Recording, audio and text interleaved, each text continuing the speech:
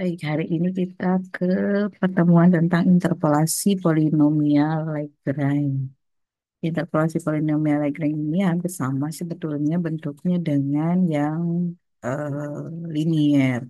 Bedanya itu di pada saat kita mau mencari titik berikutnya, ini ada yang namanya koefisien Lagrange-nya. Nah, koefisien Lagrange ini dia akan dapat dicari dengan formulasi ini. Jadi bentuk yang seperti pi ini merupakan perkalian ya. Perkalian dari X dikurangi XY dibagi dengan XI kurangi XJ. Nah, nanti I dan J-nya itu merupakan indeks. Nah, ini si koefisien Lagrange-nya, si Li-nya ini yang sudah kita temukan, itu dimasukkan ke dalam Fnx gitu. Misal di sini kita mau mencari interpolasi Lagrange untuk order 2. Jadi F2X, jadi ordernya itu N-nya itu nanti tergantung dari kebutuhan. Apakah dia order 1 atau order 2? Kalau order 2 ini fungsinya biasanya fungsi kuadrat. Order 3 ya pangkat 3. Jadi nanti kalau misal order 2 ada berapa Lagrange? Koefisiennya ada 3, L0, L1, dan L2 gitu. Jadi dari 0 tetap mulainya. Nah, misal L0-nya apa? L0 itu kan berarti I-nya mulai dari 0, kemudian C-nya juga mulai dari 0. Jadi dia apa namanya, kalau misal diuraikan yang ini, itu akan sama dengan X dikurangi X1, kemudian X0 dikurangi X1, dikali, ini tuh dikali ya, X dikurangi X2, X0 kurangi X2, gitu. Jadi I-nya ini tetap, tapi yang berubah itu J-nya. Karena dia order 2 ya sampai 2 ininya. Demikian pula dengan L1. Ini X I-nya berarti I-nya jadi 1. X1, X1, X2, X2. Nah, kalau sudah menemukan nilai Lagrange-nya dari masing-masing suku, gitu, maka nanti koefisien Lagrange ini masukkan ke dalam eh, nilai fungsi yang kedua tadi.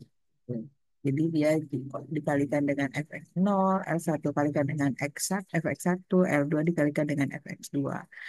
Nah, aturan ini nanti akan kita ubah, algoritma ini kita ubah ke dalam bentuk codingan di Python. Kita lihat dulu contoh soalnya. Ini ada di bukunya Kiat Mojo. Jadi misal ada titik di titik yang ke nol itu suku ke nol itu titiknya satu, fungsinya di titik satu itu nilainya nol. Fungsinya ini kebetulan sudah diketahui lan X1. Biasanya sih fungsinya nggak diketahui ya kalau misalnya di analisis numerik, tapi kalau di buku dia sudah diketahui fungsinya ini. Biasanya cuma diketahui X-nya sekian, Fx-nya sekian gitu. Tapi di sini Fx-nya sudah tertentu dan X1 sebetulnya. Nah, kemudian diketahui juga kalau misalkan X-nya 4 maka Fx-nya ini. X-nya 6 maka Fx-nya adalah ini 1,79. Kemudian kalau misalkan ditanya kalau X-nya 2 berapa nilai lennya? 2 itu kan berarti di antara 1 dan 4 ya di sini. Nah, ini belum ada. Sebetulnya nilai eksaknya kita bisa langsung dapat. Len 2 kan pakai kalkulator bisa dapat langsung ya ini. 0,69. Ini nilai eksaknya. Tapi kalau misalkan seandainya nanti fungsinya tidak diketahui, maka nilai fx di x sama dengan 2 itu kita bisa cari dengan interpolasi Lagrange order 1 atau order 2 tergantung nanti kebutuhannya. Di sini dimintanya order 1 dan order 2. Kalau order 1 berarti dia sampai dengan suku ini ke suku apa indeks ke satu, jadi dua suku. Suku pertama itu X0, suku kedua itu X1. Nah, kemudian berarti nanti kita cari L-nya itu, koefisien Lagrange-nya itu karena dia cuma satu suku ya ini saja gitu. Satu order itu hanya satu suku saja. X dikurangi X1. X1-nya siapa? Kalau misalkan di sini X1-nya ya ini kan 4. X0-nya siapa? 1. Nah, masukkan ke sini. X-nya berapa, Bu? X-nya siapa? X-nya itu adalah nilai yang akan dicari. Karena kita mau mencari len 2, nilai fungsi pada X sama dengan 2, ya ini X-nya berarti sama dengan 2. Nah, kalau misal kita masukkan sini 2 kurangi 4 per 1 min 4 dikali 0 ditambah 2 kurangi 1 per 4 min 1 kali 1,38. Perhatikan ini sih ya, bilangan-bilangannya. 4 itu nilai X1. Terus 1 itu adalah nilai X0. Kemudian 0 ini adalah nilai Fx untuk X-nya 0. 1,3 ini nilai Fx untuk X-nya sama dengan 1. Tuh. X indeks maksudnya, bukan X. X1 sama dengan 4. Kalau ini nilai X suku X1 berarti nilainya adalah 4. Nah, ternyata diperoleh kalau len 2 itu, kalau kita pakai interpolasi Lagrange order 1, dia 0,46. Ini jauh dari eksak. Tapi kalau misalkan pakai tadi Lagrange order 1 ya, Lagrange order 2 kita pakai rumusan yang order 2 ini akan jauh mendekati ke nilai eksak. Ini di 0,5658. Jadi semakin banyak metode Lagrange ordernya semakin banyak, maka nanti akan semakin mendekati nilai eksak. Prinsipnya begitu kalau di analisis numerik. Semakin kita banyak mencoba, semakin dia akan mendekati pada nilai eksaknya atau nilai aslinya. Nah, coding di dalam Python, kalau kita mau menggunakan interpolasi Lagrange, kita pakai library NumPy. Jadi, kalau yang belum import NumPy, di Jupyternya import dulu NumPy-nya, terus biar mudah ngetiknya, import NumPy as NP. Jadi, nanti kita tinggal ngetik NP saja. Nah, kita perlu inputan data berupa N. Mau ada berapa titik data nanti yang diketahui. Misalkan ini. Ini kan ada 3 titik data ya. 1, 4, 6. Satu itu titiknya satu ini pasangannya dengan 0. Ini berarti titik data pertama, titik data kedua, titik data ketiga. Gitu. Kemudian kita buat array nampinya. Buatkan array nampinya X, ya, ini nampi 0N untuk, jadi tergantung dari berapa data nanti, Y-nya nampi 0N juga. Kemudian masukkan titik datanya. Kita mulai dari I sampai dengan N tadi. Datanya ada berapa? XI, float, input. Jadi ini sekaligus ya.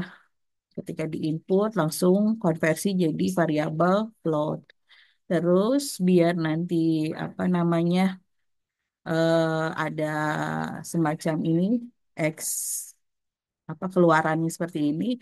Jadi ditambahkan di sini inputannya itu dia berupa string, stringnya ini nanti ngikutin dari I yang di sini, kemudian pakai lagi tanda kurung. Jadi nanti dia ada string di tengah-tengah nol ini ngikutin range I yang ini, terus yang setelah sama dengan itu berarti nanti yang menjadi variabel inputannya. Nah, kalau kemarin kan kita di awal-awal ini dipisah-pisah ya. Input, print ini. Kalau sekarang dilangsungkan perintahnya, jadi lebih simpel lagi nanti eh, codingnya. Kemudian kalau misalkan kita sudah memasukkan variabel input menggunakan coding yang ini, kita buatkan titik interpolasi yang kita input ini agar dibaca oleh apa Python dia sebagai variabel yang akan diinterpolasi. Jadi siapa titik interpolasinya? Kalau tadi kan yang kita mau cari itu adalah 2 ya, berarti titik interpolasinya adalah 2 gitu. Yang mau dicarinya apa, titik di mana. Jadi yang mau dicarinya itu yang nanti akan dibaca Python sebagai titik interpolasi. Kemudian kita coba set. nilai interpolasinya biasanya dimulai dari nol gitu. Kemudian kita coba implementasikan interpolasi Lagrange. Ini masih dalam satu line yang sama ya di Jupiternya. Jadi dari indeks I sampai dengan N tadi, kita mulai iterasinya dari pertama. Ini langkah biasanya. Kalau sebelum-sebelumnya Ibu biasanya definisikan ini sebagai langkah. Dari langkah pertama, misal kita ambil J-nya itu di range N juga. I ini kalau misal sama dengan J, tidak sama dengan C. Jadi jangan sampai sama ya. P sama dengan yang tadi seperti yang sudah di ini kan di Python. Nah, ini kan X dikurangi X1, X0 kurangi X1 kali fx0. Jadi kita buatkan seperti ini. Satu kali ini. Jadi langkah yang pertama ke ini. Terus YP-nya nanti siapa? YP yang awal ditambahkan dengan ini hasil perkalian ini. Kemudian nanti barulah dapat nilai fungsi pada titik interpolasi yang sudah kita input di awal. Jadi kalau ini kita run, nanti yang muncul pertama masukkan banyaknya titik data karena kan tadi pertama kita memerintahkan ini print gitu. Kemudian titik datanya tadi kalau di soal ini ada tiga. Ini 1,04 sama 1,36 sama 1,79. Nah, titik datanya 3, kemudian kalau sudah di enter, dia minta lagi input. X0-nya berapa? Saya input 1. Y0-nya berapa kalau dengan X0-nya 1, berarti 0. X1-nya 4, Y1-nya 1,386. Ini ya, Ibu singkat di sini. Kemudian, bukan disingkat kalau bahasa matematika dibulatkan ya. 6 ini 1,792. Titik interpolasinya adalah 2. Jadi kalau misal titik interpolasinya 2, maka nanti dengan order 2, ini order 2 ya, Lagrange-nya. Dia dapat nilai apa prediksi untuk in apa namanya nilai fx untuk titik 2 itu adalah di 0,566 begitu. Nah, ini terkait dengan interpolasi Lagrange. Dicoba nanti dipraktikkan apa namanya codingan yang sudah ditulis di sini di layar Jupiternya masing-masing. Oke, terima kasih. Sampai ketemu lagi nanti.